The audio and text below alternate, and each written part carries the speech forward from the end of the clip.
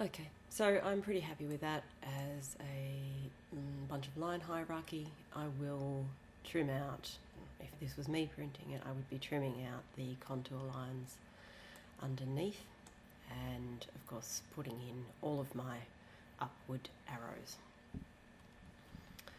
So now that I've finished my drafting section, I guess, what I want to do is get an outline of this ramp for importing into AutoCAD. Most importantly, when I do this, it's much easier if I have lay ISO set to just be the ramp outline. One of the important things about lay ISO is to press S in the middle of the command and just make sure that you have off set rather than lock and fade. I already had that set, so it was already set to off. What I'm going to do is select my ramp outline and just have that sitting there as a nice clean thing. I haven't drafted this with M-line, I've just drafted it with full sections of line, so I won't be able to use B-Poly to make my outline. What I need to do now is make a new layer.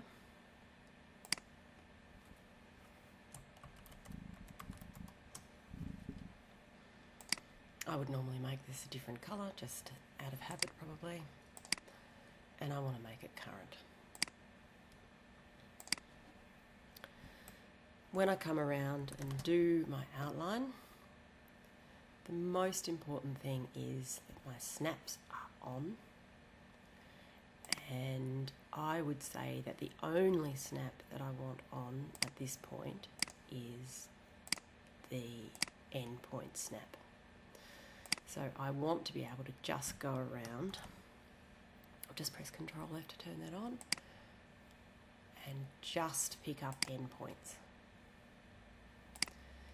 And you'll notice that I'm picking up the endpoints of where the landings start and end. So that is what I need to do as I go around. It is absolutely super important that all of these ramp ending lines are endpoint to endpoint, or else you'll be snapping into weird areas and you won't have a constant width on your path. When I get up here, you can see that I have these crossing over lines. You can go into the middle or the intersection of those, or you can just go straight across like this.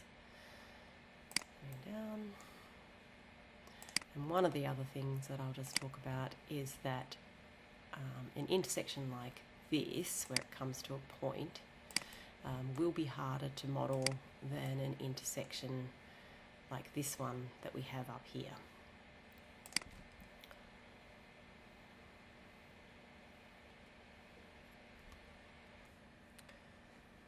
Okay, so I've gone all the way around my ramp segment, this part of the ramp segment, and you'll notice that when I get to here, which is where this ramp meets the existing path, that I'm just going to get to the endpoint here and type in CL for close. What that means is that when I click on my new special outline, that under here, under miscellaneous, it says that that is in fact a closed polyline. That's very important for taking into Max. Now, if I now turn off my ramp line layers, so just lay off, you'll see that what I have is my continuous polyline outline.